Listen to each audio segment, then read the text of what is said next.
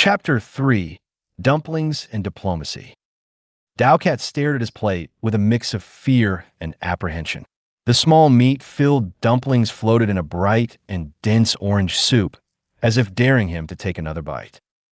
He had made that mistake 3 minutes ago, and was still trying to recover from the shivers, numb mouth, and itchy throat. Spicy, to call Zunvirian food spicy would be an understatement. No, Rajan sauce was spicy. Lineage tree melons were spicy. But this was a health hazard passing as food.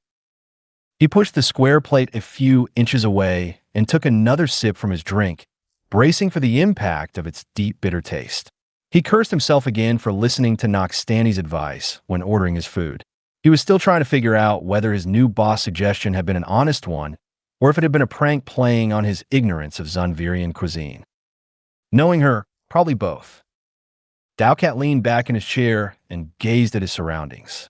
The Hall of the Four Columns was one of the most luxurious rooms in Zunver's Empyrean Palace, with tall ceilings engraved in hieroglyphics of gold and jade that told the history of the Empire turned Republic. The ceiling was supported by the columns, from massive pillars of glass that shone with their own pulsating light, bathing the room in a green glow.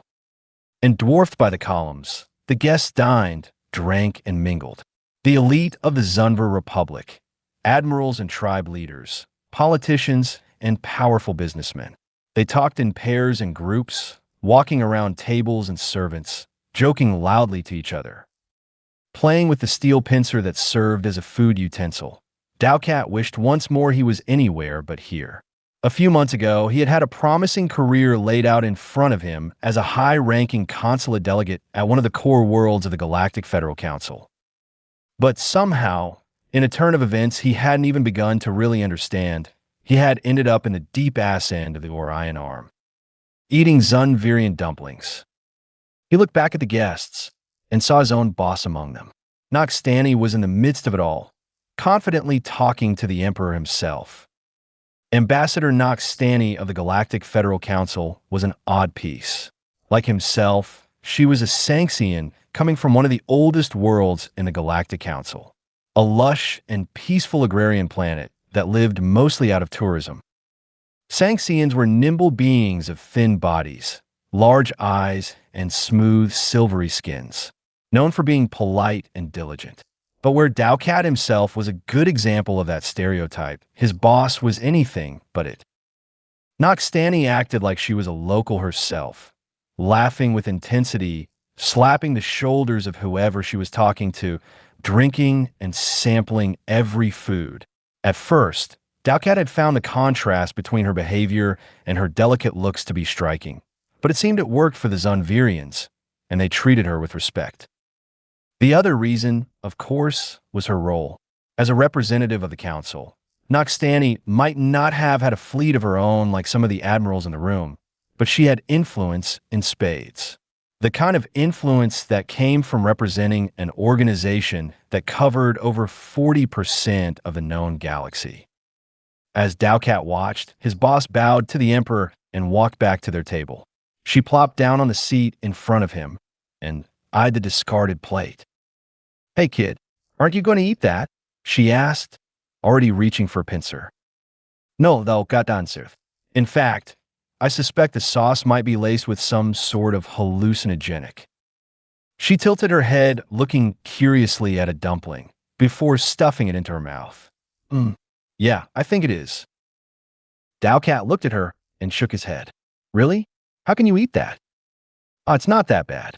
Besides, nobody is going to tell you their secrets if you aren't willing to try their food first." He nodded. "Secrets, right? I guess that's true." She stopped chewing and stared at him for a few seconds with an inquisitorial gaze. Then she sighed. "All right, spit it out." "What?" "Whatever it is that has you yellow teeth. Look, I thought you wanted this position. To be here, an assistant ambassador. But obviously there's something you don't like, so spit it out already." Dowcat blinked at the brashness of the question. In his mind, ambassadors were supposed to be tactful and discreet.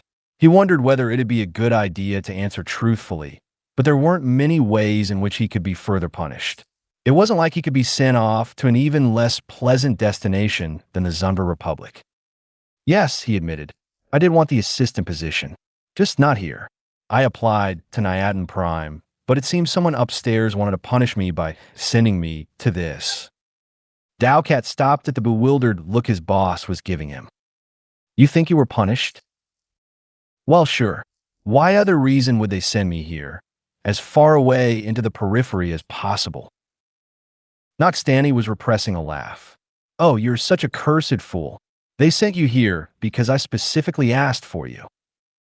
Deocat's eye membranes did a funny twitch. You did what? Why? She stuffed another dumpling into her mouth. Because I read your examination essay, the one where you talked about making a difference. Because I thought you'd want to be someplace important. I was going someplace important, like the core worlds, not here. I see. Nyadin Prime? She asked. Well, yes. Nyadin Prime is where high governance is based out of. It's where all the Grand Ministers are. All the action is there. She snorted. Bullshit. Dowcat was about to reply when she interrupted him, leaning forward and speaking in a lower tone. No, listen to me now, Dowcat. Nyadin Prime? It's bullshit. Yes, all the bigwigs are there, all the celebrities. They get together, throw some large party, some charity fundraiser, or something to appear in the network vids, and get their 10 minutes of fame, all the while you're left to send the invites. You go there. You turn into a glorified paper pusher. He shook his head, raising his voice. Nyadin Prime is where the Fifth Accords were signed, for crying out loud. Well, they were signed, sure. But where do you think they were negotiated? She motioned at the hall around them with the pincer in her hand. It was in rooms like this. This is the frontier, kid. This is where the rubber meets the road, where the real action is.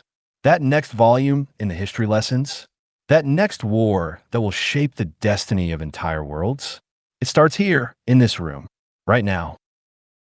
She had a couple of high-ranking Zunvirian officers as they passed by their table. Might have already started, in fact, she added. The revelation had left Dowcat paused, not knowing how to react. If what Noxtani was saying was true, not only he hadn't been punished in the first place, but he had been handpicked by her for an important position. One that wouldn't take him in front of the cameras, maybe, but important nevertheless. He didn't have time to feel like an idiot, though. If what she said was true, he had to get his head back in the game. The last sentence had piqued his interest. Do you mean the reports were true? The Zunvirian fleet is mobilizing. She nodded, stealing a sip from his drink. The Third Fleet left port 2 weeks ago. The First and Fourth both leave in 3 days.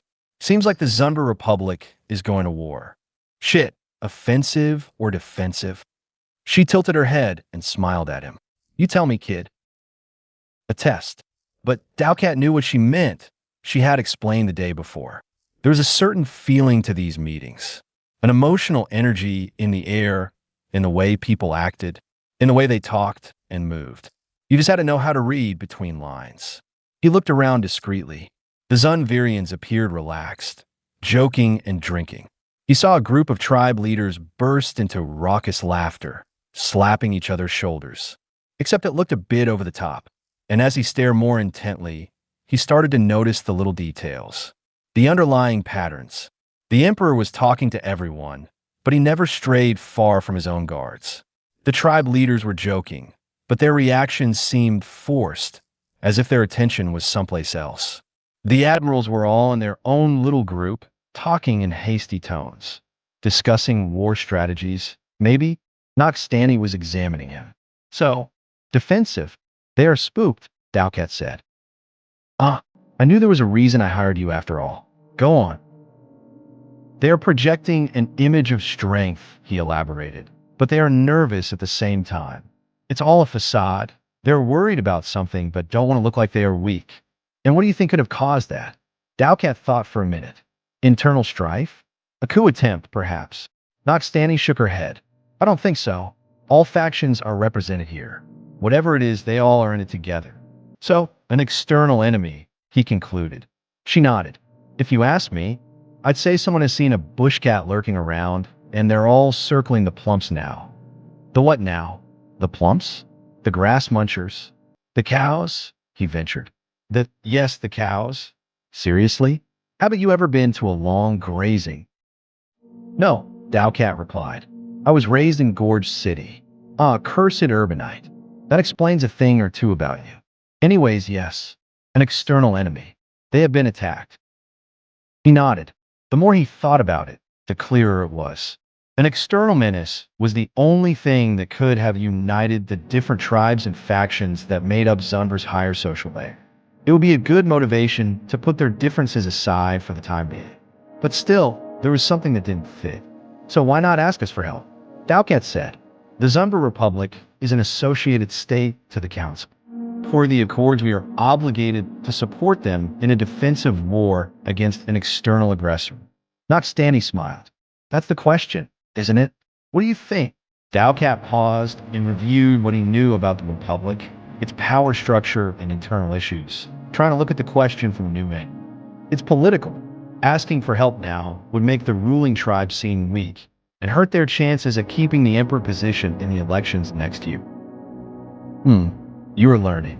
But no, that wouldn't explain why all the other factions keep their mouths shut as well. Then why? He asked. But before she could reply, he continued speaking his thoughts.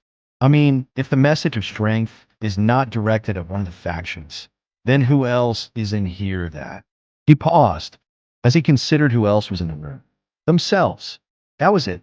Clear as day. A message of strength, of unity, directed at the Galactic Federal Council. At them too. The Republic was going to war. The Galactic Council knew. The Republic knew that they knew, and they were delivering their message. Keep your snouts out of our business. This entire dinner was a farce, a play, and they too were at the center of it. He felt a shiver down his spine as he imagined the gaze of every other dinner guest in the room, staring down his back, scrutinizing his every gesture, and Noxtani's behavior, drinking, joking, talking to everyone. It had been another message, a reply of her own. No. As he considered the implications, Noxtani leaned towards him and spoke with a smile. Ah, now you see it. Why you should have eaten your cursed dumplings. Dowcat nodded slowly, still frozen and with his hands laid flat on the table. His heart was beating fast. So this was what the infamous game played like. The real stuff.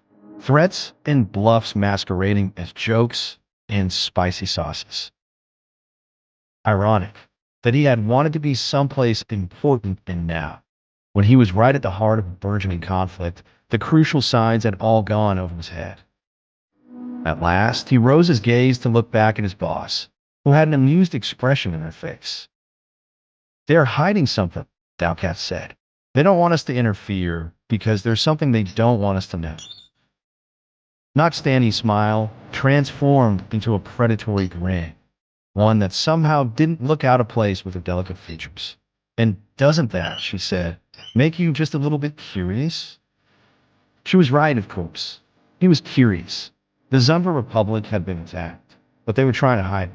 Why? Because there must be something, some critical piece of information that they wanted to keep secret. Something that could have tremendous consequences if divulged. We need to learn who is behind it, Dowcat said. Who is attacking them? Agreed. Which is why you have a meeting in about 10 minutes with She paused for a moment, and Dowcat could see bright yellow lines appear in her eyes as she connected her augmented irises. One Corvette, Captain Avamir of the New Plan Tribe. Dowcat blinked. You got them all. Sorry, stupid question. Of course you got them all. And you got a meeting. Third level, Eastern tiers. I suggest you get going. Noxtani said as she laid back on her seat, drink in hand. Don't worry. I'll stay here and hold the fort. Right, he said, but he was already standing up and walking out of the hall. His legs felt stiff and his movements rigid. He concentrated on keeping a regular, normal-looking pace, not too anxious or so slow or deliberate.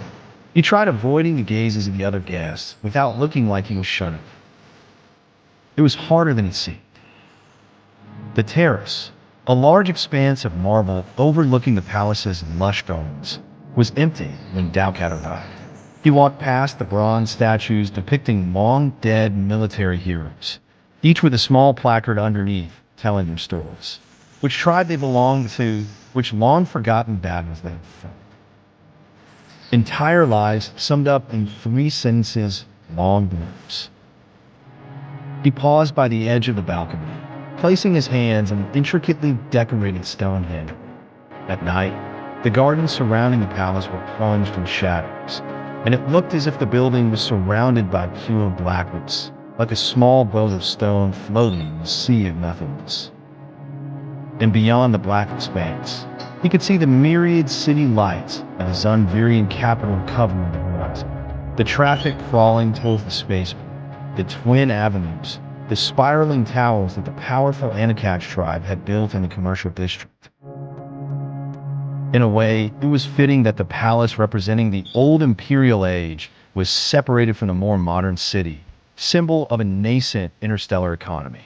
Ever since he arrived, Dowcat had always been aware of the sense of melancholic decadence impregnating everything related to Zunber's imperial past. But there were high hopes for the Republic back at the Core Worlds. It was expected that the Zunvirians would be ready to apply for a membership to the Galactic Council in about 50 years. Noxtani's and Deocat's job was not just to act as representatives, but to gently steer the policymakers in the right direction, to make sure the remaining political reforms would take place before that happened. He was optimistic, but sadly, the Republic hadn't completely recovered from the shock of the military disaster that had lost them their empire, and a sense of fatalism mixed with compensating self-importance still lingered. He feared that a war, at this delicate moment, could jeopardize everything. His augmented irises warned him of the approaching figure even before his own eyes could register it. A Zunvirian. He waited for the local to approach, enabling the recording function of the irises. He was still thinking of an opening line when the Zunvirian spoke in a thick guttural accent. Ah, the deceptive lizard doesn't deem me worthy of her time, so she sends her lackey, yes? Dowcat tensed his jaw as the large creature approached. No matter how much time he spent in this planet, there would always be a part of his primordial brain sounding the alarms whenever a Zunvirian was close by. Some sort of evolutive survival response. But he wasn't a small animal running from a predator across the grass fields of his homeworld. Galactic politics wasn't about who was bigger or stronger, but about who had the most influence and leverage. And that was him. Corvette Captain Avamir, Dowcat said with a confident smile. My name is Dowcat. I'm the assistant ambassador. Noxtani sends her apologies. She couldn't excuse herself in the dinner party, but I can assure you I speak in her behalf. Avamir made a short, puffing sound, the tentacles in front of his mouth raising slightly. Just ask what you want. Dowcat nodded. Very well. We would like to know why the Zunvirian fleet is mobilizing. You are with the first, correct? Yes. We are mobilizing in response to an attack. That was it. Confirmation. Dowcat had to repress a smile. What happened, he asked. The Zunvirian took a few seconds to reply. Dowcat was about to repeat the question when he started speaking again. 2 months ago, we lost contact with a group of resource scanning ships in one of our uninhabited external systems. 2 days later, the squadron sent in their search was lost too, followed by an attack against an advanced frontier outpost. He paused again, as if he was having difficulty getting the words out. We attempted several incursions to retake control over the system, all of which were repelled. 4 weeks ago, the entire 6th Fleet gathered at the closest neighboring star in order to lead a massive counterattack, but they were surprised by the enemy before they could put the plan into motion. There were no survivors. Dowcat let out a breath as he processed the information. You're telling me you've already lost an entire fleet? An entire fleet in a star system? Avamir huffed. No, we have lost 2 fleets and 3 systems, he corrected. All of the systems were unpopulated, but judging by the advance of the attackers, we expect them to reach the first of our inhabited planets in less than a week. The remaining fleets are mobilizing to protect the colony. Where? Which colony? Yovit. Dowcat nodded. He had read about the planet before. With 2 million settlers already, it was one of the most promising newly claimed worlds, and the Republic was investing a good amount of resources in its development. One more thing, he said. Who is attacking you and why? The Zunvirian bobbed his head, slow and deliberate. You have heard the pain proverb, yes? He had. Yes. Pain breeds pain. Pain breeds pain. There is no escape from the ghosts of our own past. We must fight the wars that our forefathers sow. Dowcat repressed a sigh. The last thing he wanted now was a lesson on Zunvirian fatalism, on how every disgrace, ranging from diseases to earthquakes, was somehow a fault of their ancestors. So you mean, he started. I am not a traitor, Avamir interrupted. I told your master that. What I do it because it is righteous, yes. Dowcat nodded. The tribes are wrong to hide what might affect your council. It's not proper to deny others the right of knowing their fate. But now that you know, I'm not obliged anymore. Yes, the Zunvirian was already turning to leave. Wait, who is attacking you? Asked Dowcat. Does this ghost have a name?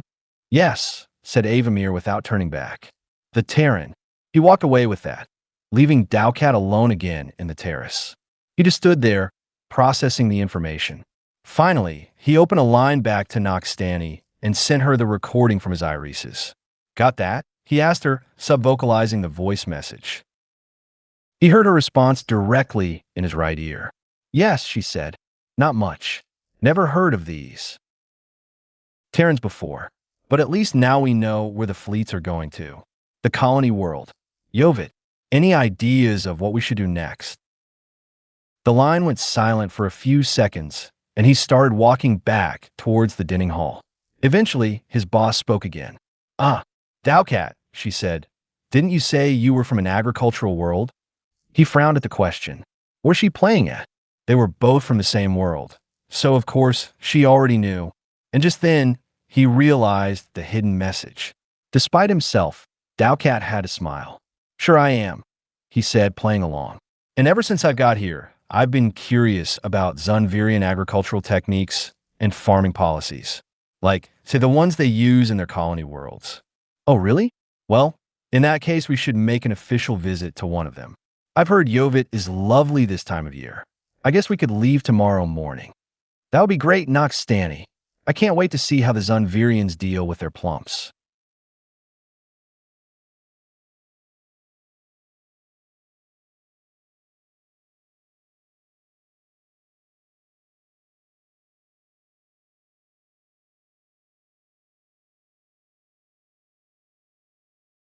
Chapter 4. The Blanket and the Battle. I entered the living room, carrying the blanket on my right arm. It was a woolen, hand-knitted patchwork of green, brown, and blue colors. It hung from my arm, weighting it down, skimming right over the wooden boarded floor, but without ever dragging on it. I walked slowly, deliberately. There was a certain ritualistic approach to my movements. There had to be. The living room was lit in the orange glow coming through its single window, bathed in the colors of Sunday afternoon. The dying of the day casting long shadows across the floor, across the table and couch. I paused briefly right in front of the brown couch, then turned on my feet and sit on it, placing the blanket on the seat next to me. Slowly, I leaned sideways and rested my head on the armrest. After a beat, I rose my legs and placed them on the couch too. I lay there, my body sprawled across the 3 seats. Of course, the piece of furniture wasn't as long as a bed, so I had to keep my knees somewhat bent to fit in it. The posture created a bit of a strain in the artificial muscular tissue that covered my legs, but it was supposed to do that. It was supposed to be ever so slightly uncomfortable, but not unpleasant enough that I would need to move and change posture.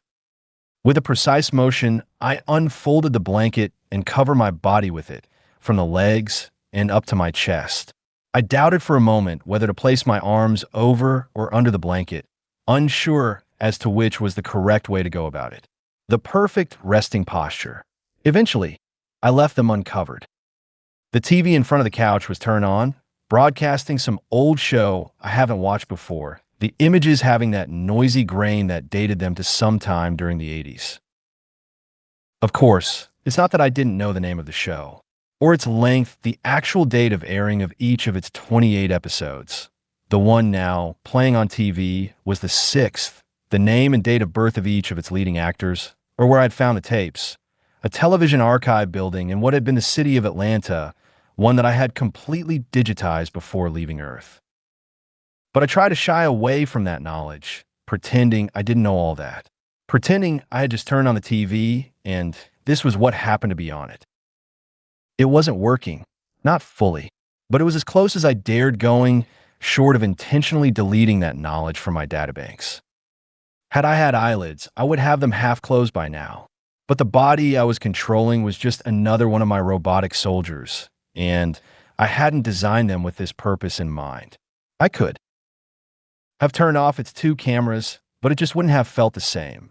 So I simply adjusted their focus until the image I got from them was slightly blurred. It would have to do. All of this was, of course, a crude mockery, a doomed attempt at recapturing a memory, at feeling again that sense of warmth, of calmness, that came with spending a Sunday afternoon lying on the sofa, balancing in that narrow sweet spot between awareness and sleep. Except things were somewhat off. The room felt different somehow, though I couldn't quite put my finger on what was wrong. Was the ceiling just a bit too tall or too short? How many inches had the TV screen had? How many feet had separated it from the couch? It felt as if someone had ran through my stuff and put everything out of place. I could tell things were wrong, but the memories weren't precise enough, clear enough as to know how to fix those same mistakes. I knew the couch's fabric had had some sort of faded pattern, but I couldn't for the life of me recall what it had looked like. But the most glaring hole in the memory was the other presence that had been there with me. I knew I hadn't been alone when resting like this, drifting off to sleep. Someone had sat with me, on the same couch. I recalled jokes. I recalled someone massaging my legs. And yet I couldn't recall their face, their looks, who they had been. I knew that person had been important, but not why. The whole experience was an exercise in frustration, in trying to reach at something that was always moving away, that slipped through my fingers the moment I thought I had a grasp on it. But it was important that I kept trying. It grated on me that the most vital memories, the ones tying me back to humanity, were also the most blurred ones, the most imprecise, the most filled with gaps. All the while I could construct a perfect replica of a Zun-Virion laser projector, down to the identifying serial codes in each electronic board. I was constructing them at that very moment, in fact, 416 of them to join my other 2,379 projectors I had already installed in drones and crafts across my fleet. I had been busy. Even as I lay on the sofa, purposely not watching the TV, my awareness kept working on several simultaneous levels. I could see the outside of the living room, a plywood construction I had erected inside one of the smaller storage areas in my main body. I could see the space surrounding me, my extended panels bathed by the faint orange light of the twin stars at the center of the lumen system.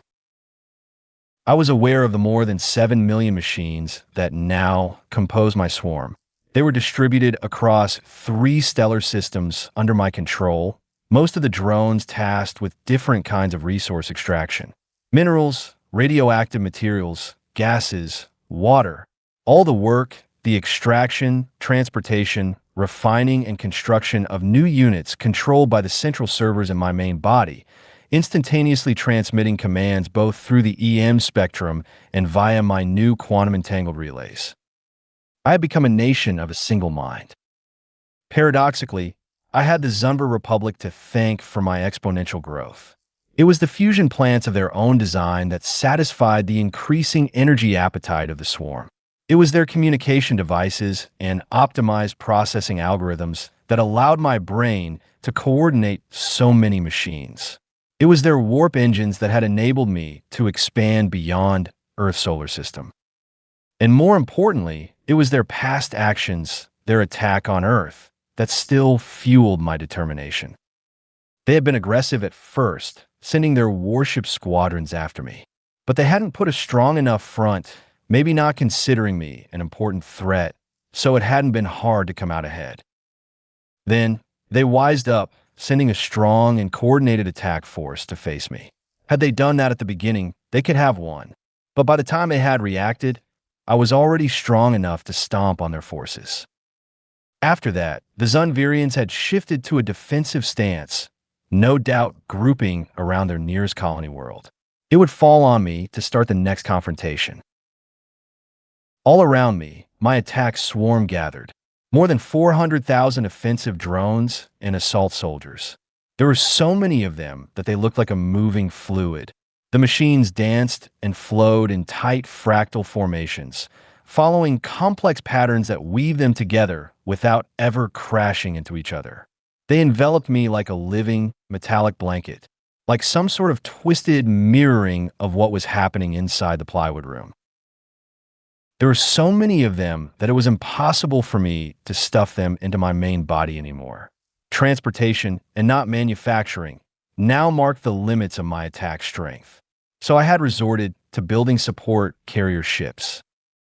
At roughly 2 kilometers long each, the support ships featured a miniaturized version of my own body design, with compartments for carrying drones and soldiers, but also assembly factories, raw material storage areas, shield projectors, power plants, laser weaponry, and warp drives. The only thing missing was a mind of their own. Just like the drones themselves, the support ships were under my direct control, an extension of myself rather than separate entities. That was another of the boundaries, another line I wasn't willing to cross. I wouldn't give self-awareness to what I intend to use as a mere weapon of war. Like the drones, the support ships were disposable too, which meant I couldn't just send my swarm to attack while I stayed put behind, safe within my controlled territories.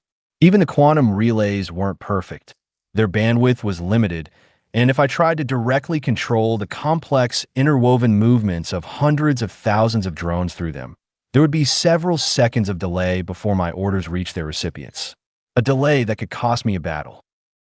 No, I would need to be in the front lines, directing the machine's movements with precision, risking my own body. I guess I could have built backup servers in my stellar systems, though. Some sort of fail-safe, a clone of my mind that would persist even if my main body was destroyed. It would be the smart thing to do, the optimal. But I didn't like it, the idea of my consciousness being some fluid thing, the idea of losing contact by mistake and coming back to find out another me had taken over.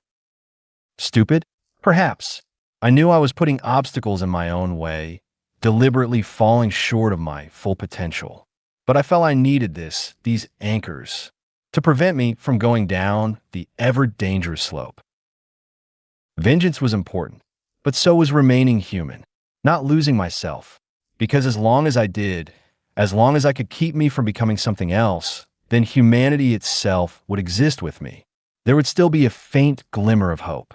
As long as I was human, then we wouldn't be extinct, so I couldn't afford to be consumed, to turn into a mindless weapon of mass destruction. That didn't mean I planned to die anytime soon, though. I had upgraded my body, improved its armor with the new material techniques I had developed, installed shield projectors based on Zunvirian designs, and a warp drive that was currently charging for the imminent faster-than-light trip. I commanded the support ships to spool their warp drives too. Turned out warp tunneling was dependent on mass. The bigger the object, the more power it required. And having to move a 27 kilometers long object, the warp drive in my main body had some crazy energy requirements. It took my power plants several minutes to feed it before each activation. I felt nervous as I secured the last of my drones in their compartments. As I sent the orders that the factories and the other machines I was leaving behind would follow in my absence. It was always like this before a trip, but this time I knew it would be harder. I would be jumping straight into a battlefield, into an enemy trap. Stealing myself, I activated the warp drives. Right away, I went blind and deaf, losing contact with the rest of my machines. I was now only aware of the drones within my own body. There was no way to communicate to the external world while in warp. It made me feel small. I was getting used to my expanded awareness, to being present across different stellar systems, to the almost omniscient view I had over my domains. This, going back to the constraints of a single view, the physical limits of a single ship, felt almost like being caged. It made me feel anxious and vulnerable. The trip would only take about 20 minutes, but to the rest of the universe, more than 3 days would have passed by the time I emerged back in a normal space. I was all too aware of how defenseless my other machines would be during that time. They had their orders and were autonomous enough as to not stop in their tracks, but I couldn't kid myself. Should the Zunvirians choose to attack my solar systems now, my drones would be an easy prey without myself to direct them. It spoke volumes of why the Zunvirian fleets moved the way they did, continuously making short warp jumps rather than long leaps. Like stones skipping on a lake surface, always popping in and out warp as to avoid unpleasant surprises. Sadly, it just wasn't a viable strategy for me. With my massive vehicles, each FTL ticket was an expensive investment with a long setup. Making too many of them would be prohibitive. There just wasn't anything I could do other than wait, cross my fingers, and hope that I wouldn't come out of warp to find my home razed and burned, so to speak. So I waited, going over possible attack plans and flying patterns. Meanwhile, in the living room, I shifted my body to relieve the strain in my legs. Leaving warp was as sudden as entering it had been. One moment I was blind, the next I could see. Millions of machines popping into my awareness. Petabytes of information being downloaded into my brain as the pending logs finally reached me. My mind started working, shifting through the enormous pile of data, discarding irrelevant information and integrating the important bits into my memory banks. To my conscious mind, it felt as if I had never left. I had perfect recollection of everything that happened in my absence, all the while I perfectly remembered being in warp, unable to communicate. It was yet another of the oddities of my strange new nature. I went through my memories of the last 3 days. A couple factories had stopped production due to running out of input materials. 17 drones had been destroyed in a pipe collapse. In the Centauri system, more than 4,000 others had landed in their respective home hangars after encountering maintenance problems of some kind or other. Nothing to worry about. I absent-mindedly sent the commands to deal with each of the situations and focused my attention on my immediate surroundings. The colony world floated at 80,000 kilometers away from me, a sphere of green, brown, and blue hues. Its bright, colorful tones contrasted with the pure black of space, making it stand out like a floating jewel. It was beautiful. It only served to make me angrier, that it was just like Earth had once looked, that the Zunvirians got to enjoy this safe, beautiful world even after having wrecked ours. That crimes didn't have any repercussions. That the universe, that life itself, kept going on in spite of our tragedy. That we had been forgotten. No, that wouldn't do. In orbit, right between the planet and my own position, there was the Zunvirian fleet. With 13 battleships and their escorting vessels, it was the largest combined fleet I had ever faced so far. And they had, indeed, wised up. Their warships groups were arrayed in a large, arching formation, leaving tens of kilometers of empty space between each other, making sure I noticed that I wouldn't be able to wrap them all in the thick of my swarm at the same time. The enemy started to react, turning their flanks toward me, but they hadn't opened fire yet. Holding formation, they showered me in messages, transmissions asking for a truce for negotiation. I gave those the same treatment that humanity's own pleas had been given. I weighed my options.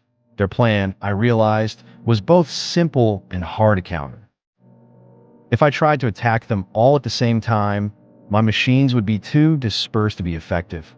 That meant I would need to work my way through their ships instead, one after the other. But focusing my strength in a single target would free the other enemies to flank me and shoot at both me and my drones from the safety of distance, using the greater range of their energy weapons. Could I win? Yes, maybe. My own body was now protected by shields specifically designed to withstand laser fire. And even though the drones were vulnerable, at the end of the day, I had the advantage of numbers, of very large numbers. So probably I would have enough drones as to work through their entire fleet ship by ship and come out victorious. But the losses would be astonishing. Most, if not all, my machines would be destroyed in the process. My body would need repairs. I could win, but would that be a worthwhile victory or just a losing strategy? One that could make me weaker in the long run, unable to survive at some critical juncture in the future. I could just ignore their warships and dive in for the kill.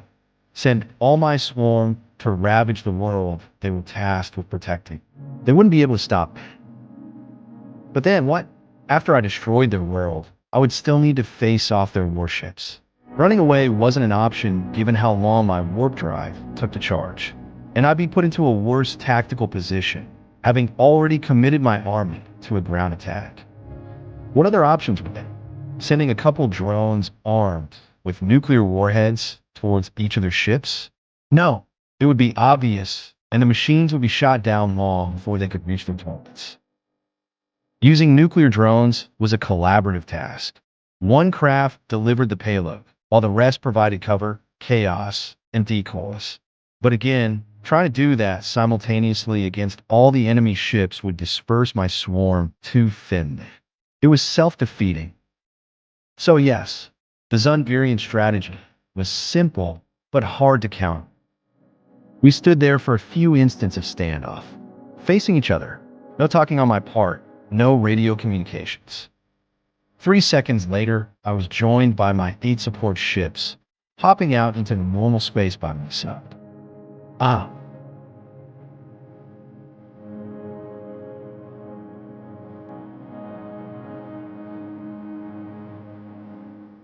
Chapter 5, The Column.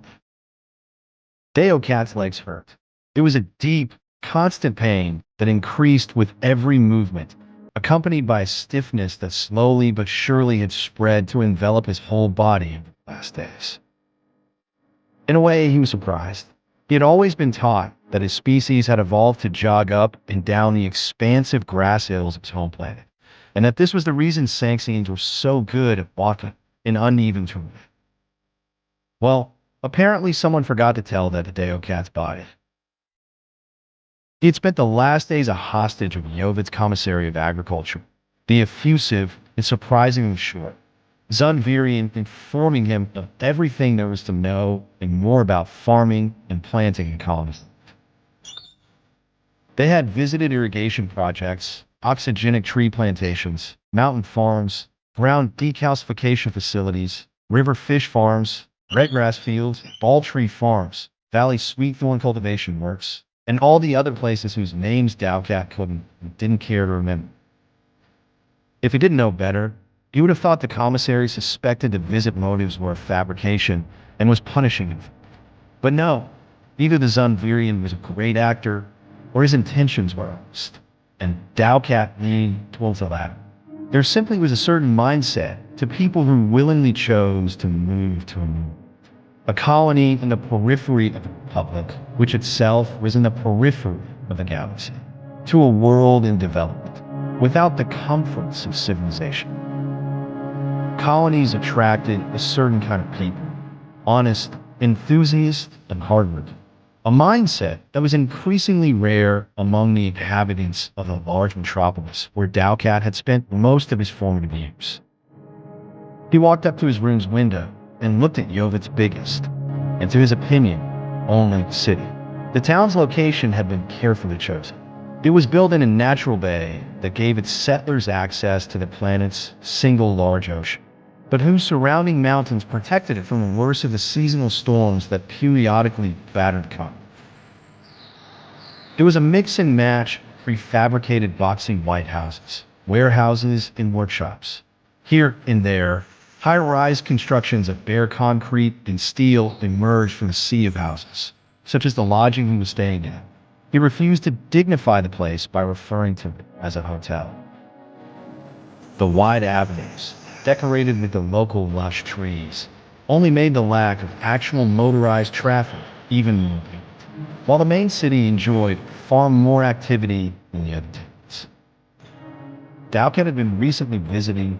It would be a far call to say it was bustling. In some sense, Dowcat felt as if he had somehow traveled back in time, or was visiting some sort of pre-space fair civilization. The town, the whole colony, had an outdated answer. The avenues would suddenly turn into dirt roads, forcing the ground vehicles to default to dangerous manual piloting. Or sometimes he would come across a small house made entirely out of wood, of all things. It made for an odd contrast with the scattered displays of high technology he could glimpse at times. The recycling plants in particular were state-of-the-art, even by council standards. And the spaceport, right across the street from the building he was at, featured an endless showcase of modern Zunvirian starships entering and leaving the planet's atmosphere. He could even see the embassy's ship, the white wedge-shaped vehicle with gold accents and elegant designs etched in its surface that Noxtani and him had used to get there. It was parked right at the edge of the enormous bare expanse of asphalt that was Yovet's only spaceport. He glanced across the bay towards the Colonial Directorate building, where his boss was at the moment. Always one step ahead, Noxtani had excused herself out of the agrarian excursion and decided to stay at the Directorate, visiting the local governors and high-ranking officers. The reasoning, she had explained to him in private, was that should the planet be attacked, its defense would be coordinated out of that building. Being there when that happened, she had said, would give them first-hand information on Zumbra's enemies.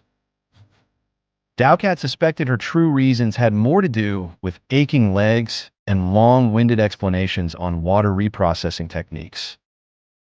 He relaxed his membranes, letting them water his tired eyes, and slowly sat down in the room's only chair, which creaked under his weight, the cursed thing. Letting out a breath, he activated his augmented irises and started going through the documents and the work he had been neglecting for the past days. He was reading a long-winded explanation of the Republic's proposed amendment to the export treaties, trying for the second time to unpack a particularly annoying sentence, when a link to his boss opened. "Hi, Dowcat," she said. "Have any plans for this afternoon?" Even when sub-vocalizing, Dowcat could pick up on a terse tone. Or maybe he was just imagining things. "Yes, actually. I'm visiting an animal food reprocessing facility. Why don't you join me? I'm sure you'll enjoy it," he replied, half jokingly. "Oh, maybe you should consider getting a sprained tendon or something. Stay here this afternoon." He paused. No, he hadn't imagined anything. Something was going on. Wait, is it happening now? As the only response, he received a vid link. He opened it, a floating screen only he could see appearing in midair. It was a direct feed from her irises, showing him what she was seeing. Noxtani was at some sort of control room, standing next to a large screen along a group of Zunvirian colonial officers. The screen showed a view of Yovet from orbit, the fleet of defensive military ships clearly visible, and a purple icon indicating an incoming warp tunnel. Dowcat muttered. "Yes, time to collapse is 3 hours. It could be a civilian vessel, but no flight plan," he ventured, reading the screen. All civilian ships were supposed to relay their warp jump plans to the authorities ahead of time. No, they remained in silence for a few seconds. "Should I join you there?" he said at last. "No, you're 1 street away from the space as it is. If we have to evacuate, go to our ship and wait for me there." He nodded, then muttered an affirmative when he realized she couldn't see him. "Keep this vid link open, though," she added. They went back to a tense silence, watching the countdown timer. Meanwhile, Dowcat composed a short message to the Commissary of Agriculture, excusing himself out of the afternoon's activities. A sprained tendon. Sometime later, He watched through Noxtani's feed as a group of military officers entered the control room and started evicting all the civilians. They tried to kick her out of the room too, but she very calmly declared having direct authorization by the Emperor himself to oversee any military operations. Dowcat snorted, but the Zunvirians appeared to buy the bluff and let her stay. Or maybe they just had more urgent stuff to worry about. In the screen, the timer was down to 1 hour. Dowcat opened a large cabinet in his room and took a small travel bag. He placed in it the synthetic food bars and medical supplies that he always traveled with in case of an emergency. Then, he added some extra clothing items and the energy handgun all Council Embassy members were issued with. Just in case. Half an hour. The Zunvirian fleet had adopted a strange and very sparse formation in front of the warp tunnel's estimated exit point. Dowcat absent-mindedly looked up at the sky from his window, but of course he couldn't see anything. Just a blue sky with some puffy white clouds. In the avenue outside, the sparse traffic flowed as usual. Dowcat almost expected sirens to have gone off by now, but it seemed the Zunvirians were either confident they would come ahead or they were still playing their cards close to their chests. He wondered if his and Noxtani's presence in the colony had anything to do with that. It's not like there were many places for the locals to take refuge in, though. Their best option would be running out of the city and into the farmlands and mountains surrounding it. Evacuating the planet, as always, was also out of the question. In the history of the Council, many military leaders had proposed plans for evacuating worlds in case of a military attack, but invariably they tended to be infeasible. Planets with large populations were simply impossible to evacuate in time, even when dedicating entire transport fleets to the task. And colonies like Yovid had most of their population dispersed across the land, in places where transportation was spotty and there was no easy access to a spaceport. And even if there had been a way to evacuate the civilians, they'd be put in orbit, right in the middle of the upcoming space battle, right where they could be easily captured or mistaken for combatant vessels. No, the best recommendation in case of a planetary assault was to hunker down and weather the worst of it. Civilians were usually respected, and eventually wars ended, treaties were signed, and a solution was reached for the local populations. If the Terrans won here, they'd take over the colony and set their own interim government that could last months. It would give Noxtani and him the opportunity to talk formally with the newly discovered species, while also overseeing the Zunvirian population wasn't mistreated. But it wouldn't hurt to be prepared in case they had to hunker down themselves, he thought, eyeing the travel bag. Or, if Noxtani decided it would be better to leave the planet altogether and take their chances up in orbit. Soon after the counter had reached 20 minutes, the screen shifted from the orbital view to a detailed, zoomed-in visual of the projected exit point. 10 minutes. Even through the feed, Dowcat could feel how tense Noxtani was. No joking this time. 5 minutes. Dowcat closed his travel bag and placed it in the center of the room, sitting back in the chair. He glanced at the cabinet and the expensive outfits he would be leaving behind, but quickly focused back on the vidlink. 1 minute. Noxtani let out a breath. Dowcat realized he was holding one of his own. 30 seconds. This was it. 10. He watched as the countdown timer went through the last numbers. 5. His eye membranes contracted almost on their own, as if to protect the delicate eyeballs. 3, 2, 1, 0. The instant seemed to stretch, lasting forever, as if they were caught inside some sort of time dilation effect. And for a single, hopeful moment, Dowcat was sure that the timer would update again to simply show +1, the Terrans having missed their appointment. And then time would return to its normal speed, and he would relax, and Noxtani would make some joke at the image in the screen changed. The first thought was one of incomprehension. Dowcat had expected an enemy fleet to pour out of warp, with battleships and escorting cruisers and formations and all that. But that wasn't what had happened.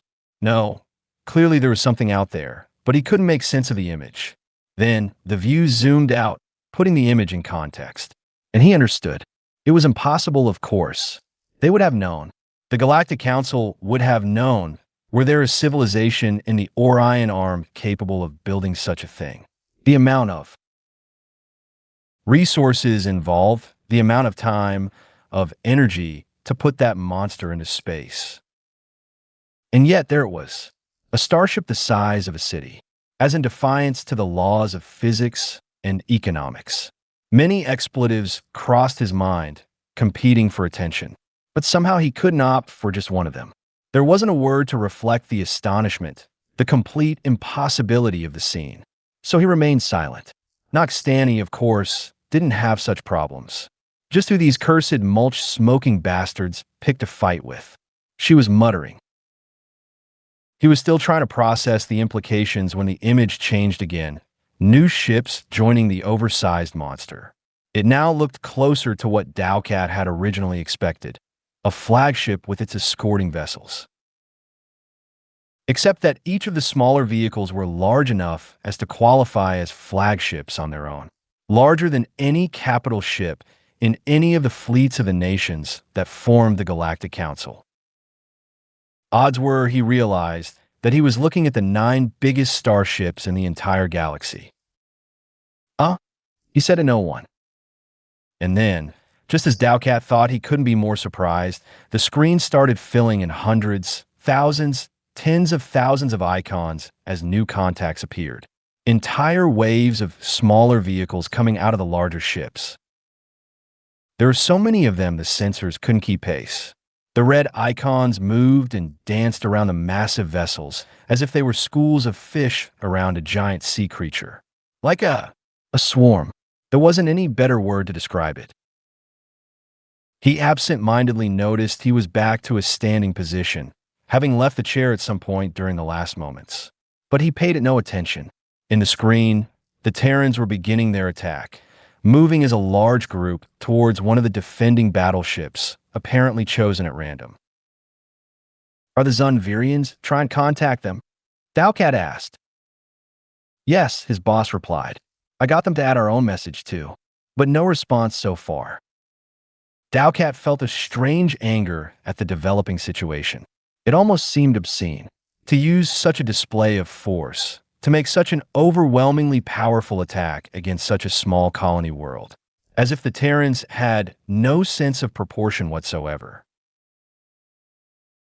The reasoning for the Zunvirians' weird formation became quickly apparent as the rest of their warships moved towards the flanks of the enemy, encircling the swarm and opening fire on it with all their energy weapons at the same time, dozens of beams crisscrossing the intervening empty space. The screen struggled to reflect the amount of Terran casualties, the hundreds of ships that they were losing under the hell of combined laser fire the Zunvirians were unleashing upon them. It appeared the smaller Terran crafts weren't protected by any kind of shields. But still, the blob didn't seem to thin, stoically enduring the assault without ever slowing its advance. With a shiver, Dowcat wondered if each of those small crafts was carrying a pilot. If so, retaining such level of discipline under the conditions they were being subjected to would speak volumes about the Terran mindset. Would they use some sort of brainwashing, conditioned training, drugs? Were they some society built on honor and total obedience? On a complete negation of the individual needs for the good of the collective? Somehow, he doubted they would be piloted. It was easier to refuse the idea that any sentient being would allow being subjected to that. But his memory reminded him that the swarms. Target, the Zunvirian battleship that had been singled out by the Terrans and had submitted itself to its role as bait, was definitely piloted by a crew. He muttered a curse. Dowcat had always known there was something strangely horrifying about war, some kind of rational madness to it. But seeing it play out in front of him was quite a different beast than learning about it from the safety of a philosophical essay. He saw as the Terran crafts finally reached their objective and began to slowly envelop the doomed battleship, and then things started happening very fast. A white flash in the screen marked the disappearance of the targeted ship, along with a small chunk of the enemy swarm. A few instants later, 7 more flashes followed, each at the position of a close Zunvirian vessel. Nokstani pronounced the words, "nuclear weapons." Daokat's mind raced to consider the diplomatic consequences of detonating thermonuclear ordnance in the orbit of an inhabited green world, in direct contravention of the most fundamental war treaties of the Galactic Federal Council. But he abandoned that train of thought as he saw the 8 massive Terran escorting ships do something impossible. All of a sudden, they shot out of the main blob at an astonishing speed, their acceleration so disproportionately high he wasn't sure how the ship structures could even handle such extreme forces, let alone how whatever crew was manning them hadn't just been instantly turned into paste. Each of them was aiming towards one of the main Zunvirian battleships, the ones that had stood out of range of the swarm during the entire battle. The ones that housed the fleet admirals and tactical command centers. The Terran ships had crossed most of the empty space, separating them from the battleships in just a couple of seconds. But they didn't stop. They just kept accelerating, homing in on their targets. One instant too late, Daokat realized they didn't intend to stop. The Terrans were using their own ships as oversized battering rams, as missiles. In his mind, that cinched it. The Terrans were lunatics, a berserk species that lacked any moral consideration towards the lives of even their own crews. The Zunvirian battleships had too been caught by surprise at the strange maneuver. They fired their thrusters, desperately trying to get out of the way, but they just couldn't match the maddening levels of acceleration of their Terran counterparts. A moment later, Daokat stared in disbelief as the information representing the targeted vessels simply vanished from a screen. Nokstani's terse voice interrupted the feed. "Daokat," she said, not bothering to subvocalize. "We are evacuating. Go to the spaceport, get into our ship, and come pick me up here." As if on cue, the rest of the Terran swarm exploded, small dots flying everywhere, towards each and one of the remaining Zunvirian ships. Even towards the planet itself. Daokat noted as he reached for his travel bag and left the room, his heart beating fast. The Zunvirian careful formation was in shambles. Amazingly, half of the Terran giant escort ships had survived their respective impacts and were coming in for a second pass. The defending fleet was disorganized, some ships turning to respond to this new menace, others trying to contain the rising tide of the swarm. A series of white flashes followed, and more signal icons simply disappeared. Nokstani's vid link started freezing and losing visual coherence, interferences continuously blocking the image and sound now. Right, Daokat thought. All those nuclear explosions must have been bathing the planet in a storm of electromagnetic pulses, and their communicators just weren't designed to operate under such conditions. Scampering down the stairs, he closed the video feed to save bandwidth, keeping the audio link still opened. He looked back at the sky as soon as he exited the building. A mesmerizing green and red aurora covered the whole horizon, north to south. It was slowly spreading, dancing lazily far above the clouds. Daokat ran towards the adjacent spaceport, dodging the locals who stood motionless all over the street looking at the sky. He didn't fault them, though. The sight was beautiful in a horrifying kind of way. He heard the sudden voice of his boss. "Daokat," she all but screamed. "We got to end." "Repeat that," he said. "The link is cutting," said Warren. Ship. Daokat eyed again the now turning purple sky. What had she said? Something about the ship? He was now running past the large landing gear of the giant commercial freighters parked all over the place.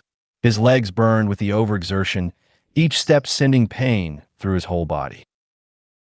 "Yes, I'm almost at the ship," he screamed back into the communicator. He could see his target, the embassy ship. He rushed towards its boarding ramp, from where one of the support staff was signaling him to move faster. Nokstani had probably contacted them. 2. Because the vehicle's engines were already turned on, filling the air with their piercing noise, raising a cloud of dust and wind that tugged at Daokat's clothes and buffeted his exposed silvery skin. Noxtani, he said as he climbed the ramp and entered the vehicle, we should try contacting the Terrans using the ship's quantum relay. Maybe we can still negotiate a truce, or stop them from shooting us down once we get up there. I don't listen. You need to warn the Council. A Type G emerge. It's an expo. But you just said Type G emergency? Dowcat moved towards the front of the ship, his steps muffled by the carpeted floors.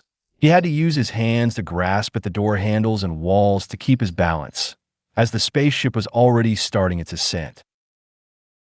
It's a what? He asked. Oui, Ator. The link died. He was still trying to decipher Noxtani's words when he reached the ship's narrow cockpit. He all but climbed into the free seat next to the only pilot, a young female Difeniard whose attention was currently focused on manually operating the vehicle, her short brown coat of fur puffed up. Somehow, Dowcat doubted this takeoff was following proper procedures. Noxtani had said to warn the Council. A Type G emergency. Type G, an event with the potential to cause grave loss of life and property across the entirety of the Galactic Federal Council and its associated states. Type GS were an almost theoretical concept. Only one had ever been formally declared in the history of the Galactic Council, when an artificially engineered virus had spread across 7 stellar systems, menacing to kill hundreds of millions. Declaring one here seemed excessive, even after witnessing the Terran's actions. So, what else had Noxtani seen? Dowcat engaged the ship's quantum relay from his console and started inputting his identification code. He glanced out of the cockpit's windows as he waited for the link to establish. The ship was now skimming the roofs of the city's houses, moving towards the monolith of the Directorate building. He saw local Zunvirians in the streets, turning to run towards nearby houses. Had the colonial authorities sounded the alarm? A few stopped to look at the passing vehicle, moving out of the way of the little tornado its engines were creating. The console pinged, waiting for him to talk. This is Assistant Ambassador Dowcat, he said. Code 376 Sphere, speaking on behalf of Ambassador Noxtani. Code 939 Sphere. I'm declaring a Type G emergency originating at the Zunvar Republic Yovit system. He didn't miss the bewildered glance the pilot gave him. The console pinged again. The message had been parsed by the automatic receiver. The link was redirecting. Up above, there were dozens of white trail lines slowly crisscrossing the sky. There was something else Noxtani had saw. What had she tried to say? An expo dash. An expo what? And just then, he remembered something. Terran. That was what the Corvette captain had said, back at the Empyrean Palace. Terran. Not Terrans. One. Singular. The Terran. A voice came out of the console. This is Permanent Security Dispatch speaking to Assistant Ambassador Dowcat. Please confirm declaration of Type G emergency. Type G emergency confirmed, he replied. Concise and to the point. Always be concise when speaking to dispatch, Noxtani had once told him. Describe it. The Zunvar Republic has been attacked by an exponential replicator, codenamed Terran. Replicator appears to be intelligent and of artificial nature and does not respond to communication attempts. Replicator is already in control of 3. Correction for stellar sys. Light, a deafening noise, a roaring shadow darkening it all. A fleeting moment of surprise as left became down and right became up. Rolling, crashing, a searing flash of pain crossing his mind. Darkness.